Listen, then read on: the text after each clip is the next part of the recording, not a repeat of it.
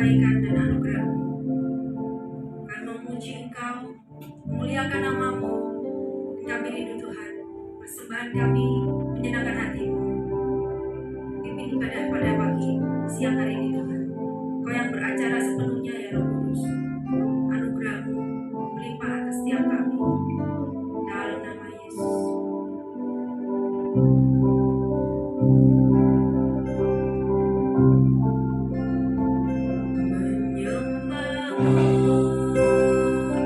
Seumur hidupku memuji-Mu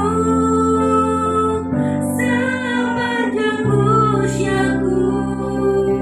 Oh Yesus Tuhan, Kau mulia, Kau yang layak untuk disembah, menyembah-Mu, menyembah-Mu. Seumur hidupku memuji-Mu sepanjang usiaku. Oh Yesus Tuhan, Kau mulia, Kau yang layak disembah.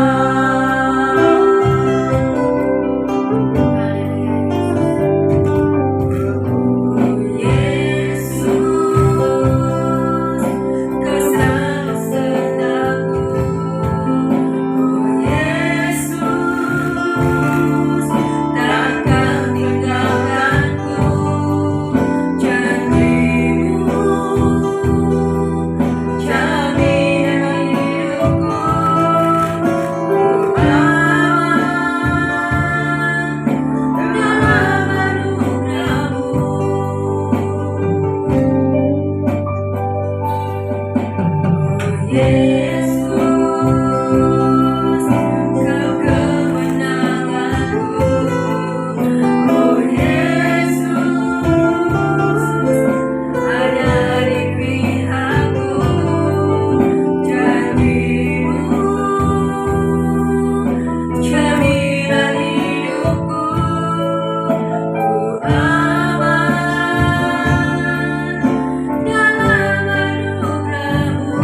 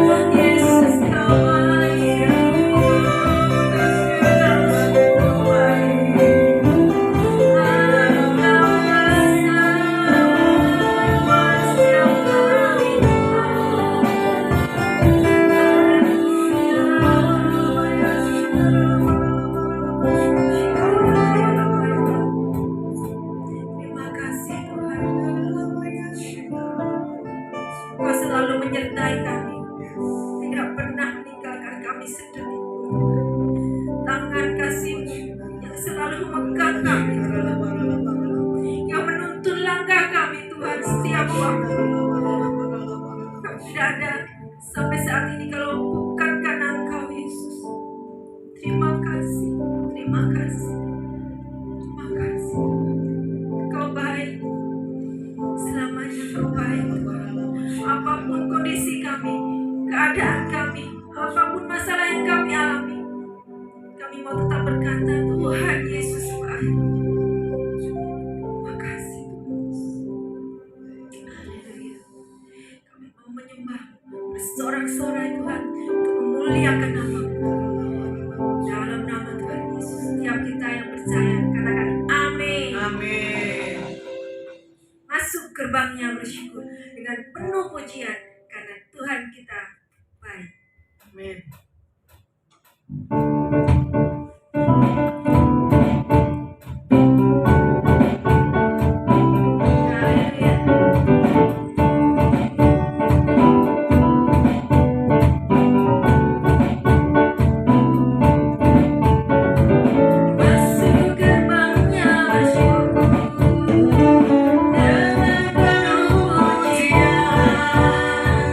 Masuk di hadirat, nyanyi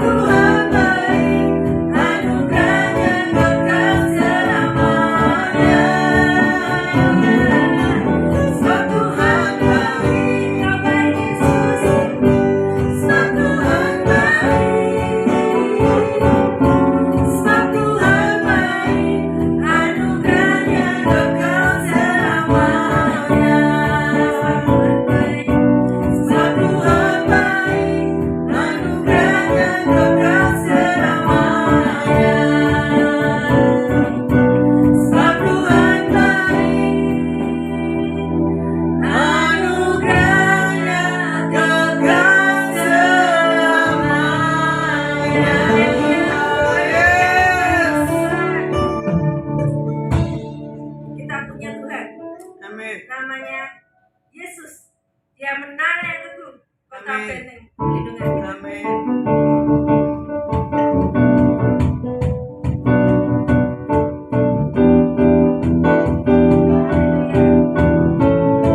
Namanya berkuasa, Yesus.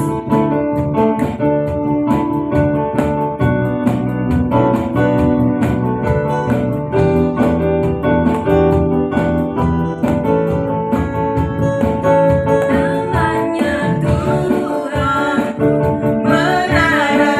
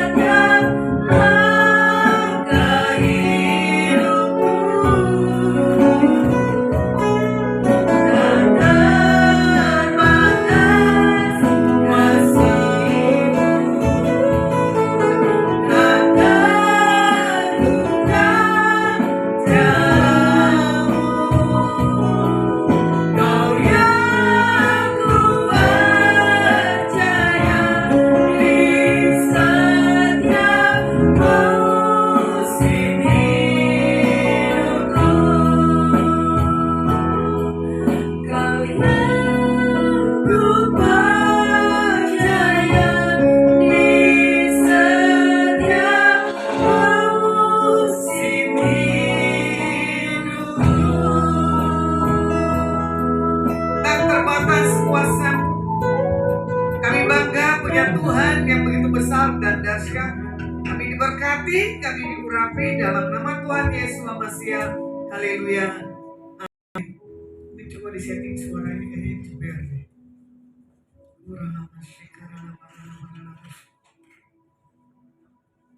Halo, firman saya bagikan tentang wasiat Daud ya.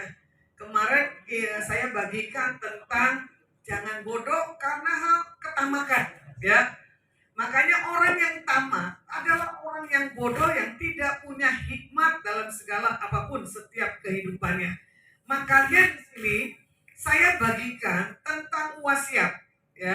Bagaimana di sini wasiat dalam kamus, dalam Google dibilang apa? Pemberian suatu benda secara sukarela dan tanpa imbalan dari seseorang kepada orang lain yang masih hidup untuk dimiliki. Itu wasiat. Ya. Makanya sedangkan kalau wasiat, surat wasiat adalah sebuah akte yang berisi pernyataan seseorang tentang apa yang dikehendakinya setelah dia meninggal. Nah, inilah perbedaannya wasiat tes.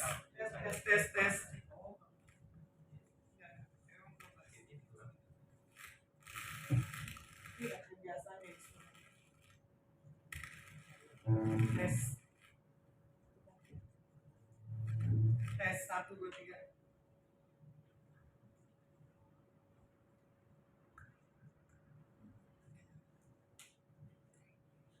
Mana udah belum? Tes 1, 2, 3. Tes 1, 2, 3, naikin dikit. Tadi harus saya tes dulu. Tes 1, 2, 3, 1, 2, 3, 1, 1. Ya. Halo. Kok kesek-kesek juga ya? Keseknya di sini apa di sana ya?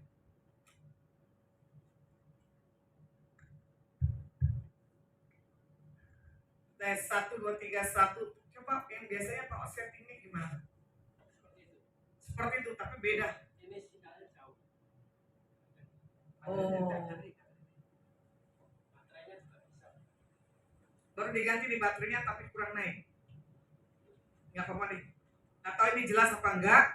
Di sini wasiat adalah pemberian ya. Saya ulang lagi. Suatu benda secara sukarela tanpa ada imbalan dari seseorang kepada orang yang masih hidup. Itu tentang wasiat. Kalau tentang surat wasiat, ini ada bedanya. Wasiat dan surat wasiat adalah yang sesuatu diberikan di saat orang itu tidak ada ya. Nah, bagaimana di sini Daud memberi satu wasiat, ya? Di sini dikatakan kata-kata terakhir Daud sebelum dia meninggal ditujukan kepada anggota keluarga atau keturunannya, ya. Bagaimana di situ wasiat sangat penting sehingga kita perlu perhatikan dan dilaksanakan bagi mereka yang mendapatkannya. Begitu pula dengan Daud yang memberikan wasiat kepada keturunannya. Kalau kita lihat 1 Raja-Raja 2 ayat 1 dan ke-4, firman Tuhan katakan begini.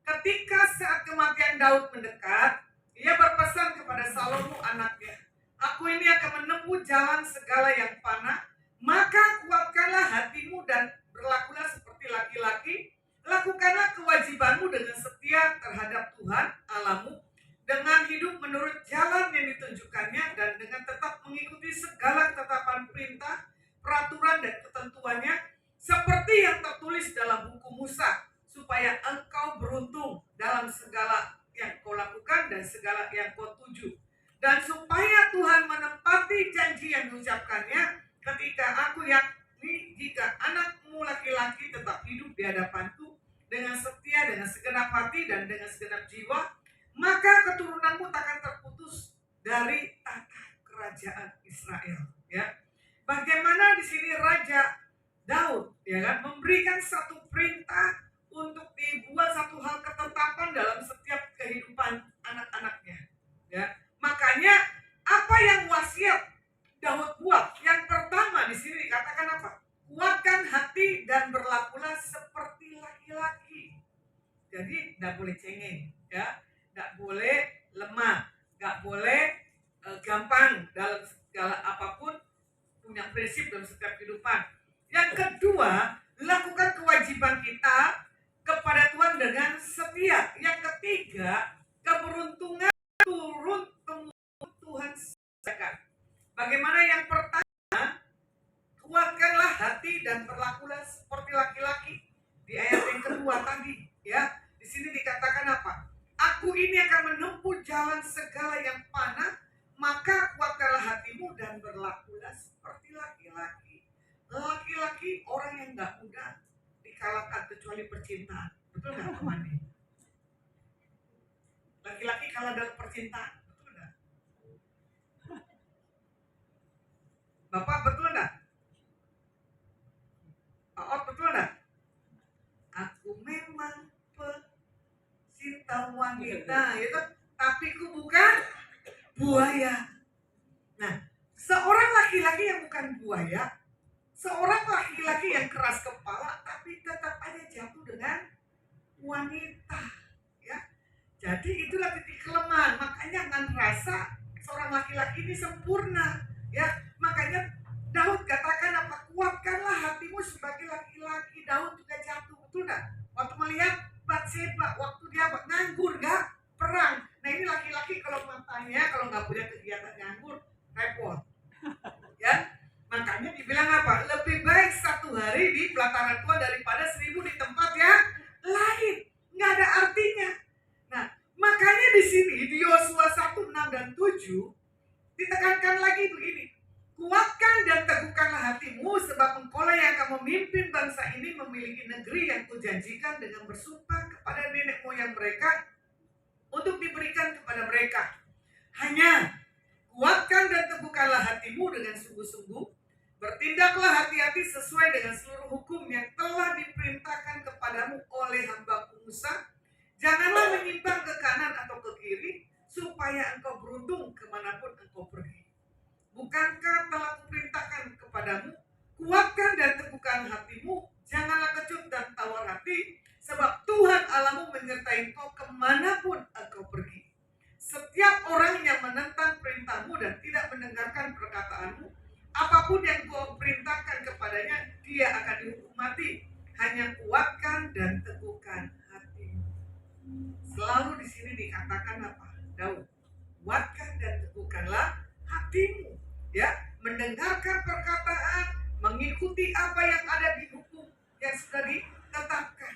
Kalau kita melihat di 2 Timotius 1 ayat 7, di sini berbicara tentang apa? Sebab Tuhan memberikan kepada kita bukan roh ketakutan, melainkan roh yang membangkitkan kekuatan kasih dan ketertiban. Jadi kalau orang yang punya satu hal ketakutan, berarti dia nggak punya roh Tuhan. Amsal katakan apa? Apa yang kau takutkan, itulah yang terjadi. Contoh misalkan, ya, kita ini tidak suka dengan orang ini. Entah kenapa tiba-tiba Tuhan bisa pertemukan kita dengan orang ini. Sementara kita tidak enak, betul nggak? Enak sama kesal beda ya. Kalau enak udah diubun-ubun, betul nggak? Kalau kesal kan sebatas di hati, ya. Kemarin ada perkataan, dia bilang begini, wah saya ini udah banyak Bu dijolimi. Saya sudah banyak menyelamatkan hidupnya. Harusnya dia ditangkap, ya kan? Tapi saya selamatkan, dianya lupa. Nah itu berarti kan batas limit ini tertentu. Jadi istilahnya enak gitu loh. Bahasa enak itu kayaknya bahasa Indonesia itu udah parah banget, ya. Sampai tuh orang, waduh bener-bener deh. Tapi cara Tuhan, dia sudah enak, pasti diperhadapkan dengan orang ya. Baginya dia ini belum dibereskan. Saya berapa kali bilang begini, saya nggak mau ketemu orang ini, saya nggak suka orang ini. Tapi kalau setiap apapun yang hati saya yang nggak beres, pasti saya diperhadapkan dengan orang ini lagi, orang ini lagi, orang ini lagi. Jatuhnya di ini lagi, jatuhnya di ini lagi. Saya bilang gini, Tuhan sampai kapan?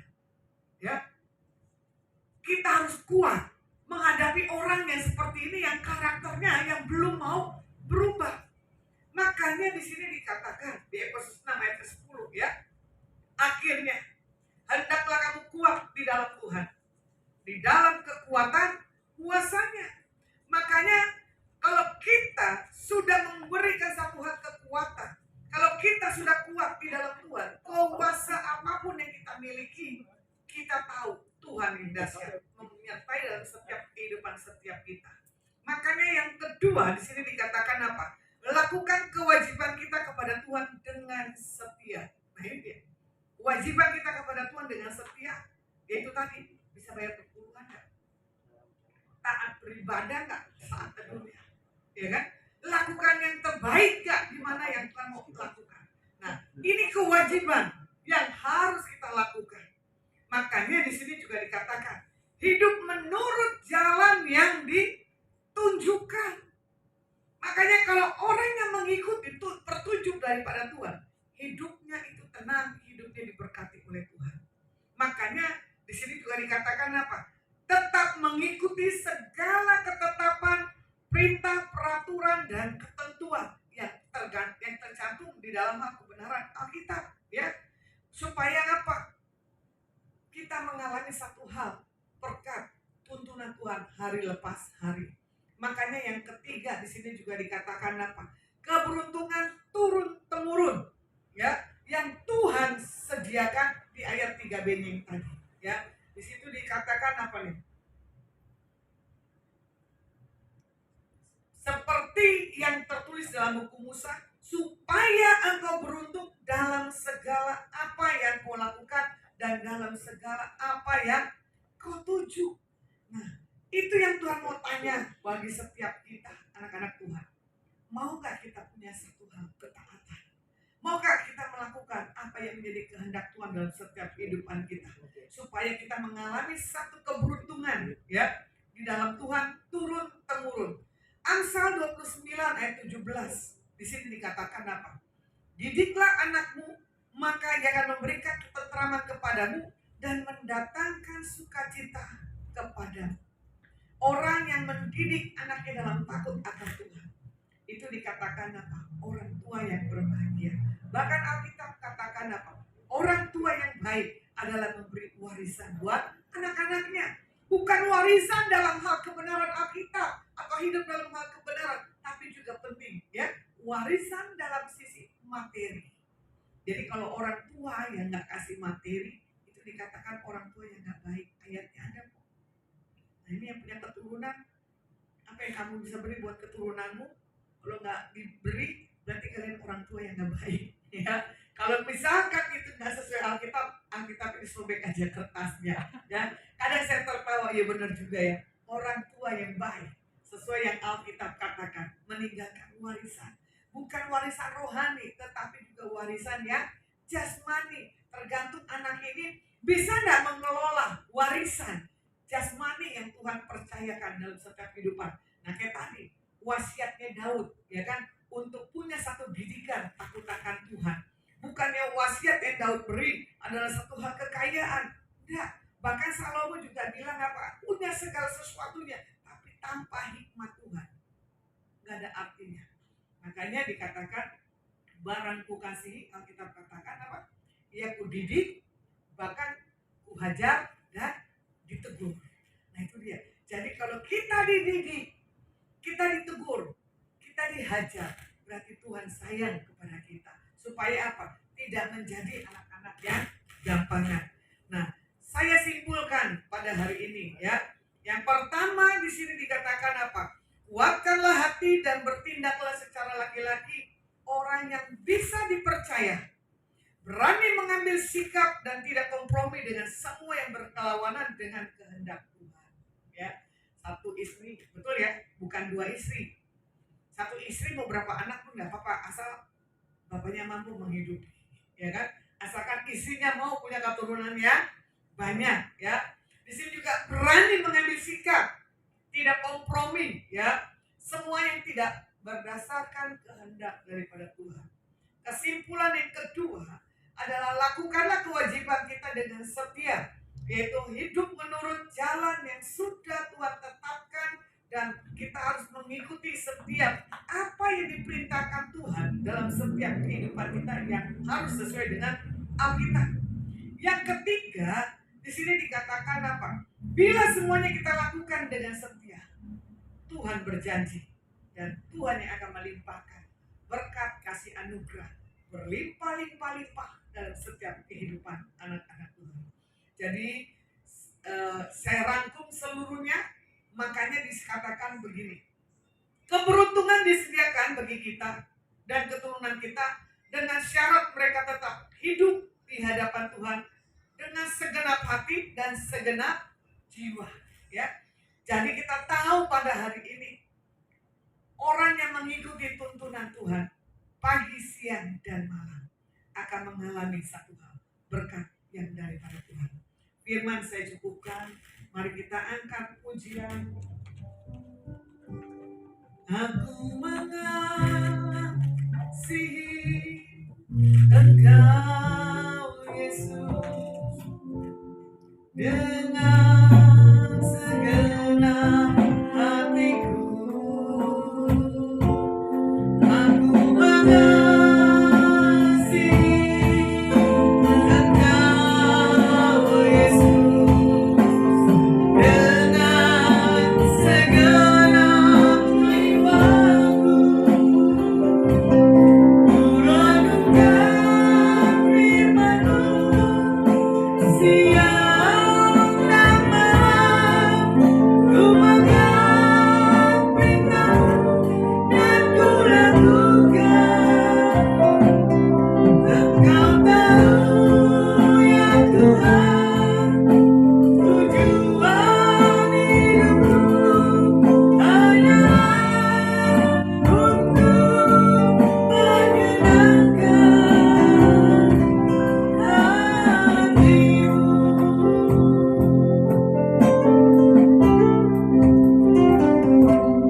Aku mengasihi Engkau Yesus dengan segenap hatiku.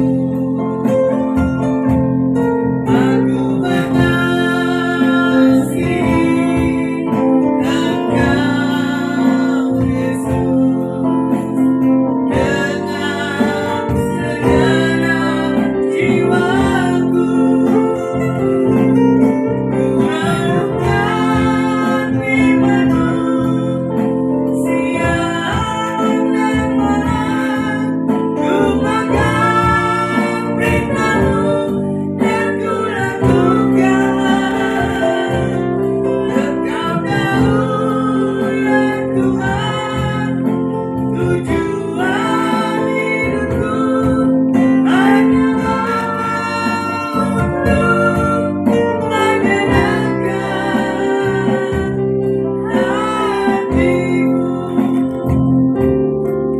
Terima kasih Tuhan, hanya menyenangkan hati-Mu kami mendapatkan warisan rohani dan jasmani yang seperti Daud dikatakan, merenungkan, melakukan sebagai orang yang benar-benar punya satu hal integritas yang daripada Tuhan. Kami diberkati, kami diurapi. Kami berdoa buat bangsa kami Indonesia. Kami serahkan Pak Jokowi dan Pak Amin ke dalam tangan-Mu. Terima kasih buat Presiden yang benar-benar memimpin bangsa kami dalam banyak perubahan demi perubahan. Bangsa kami diberkati. Terima kasih buat para menteri.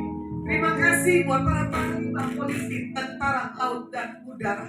Terima kasih buat RT, RW, lurah, camat, wali kota, bupati, gubernur.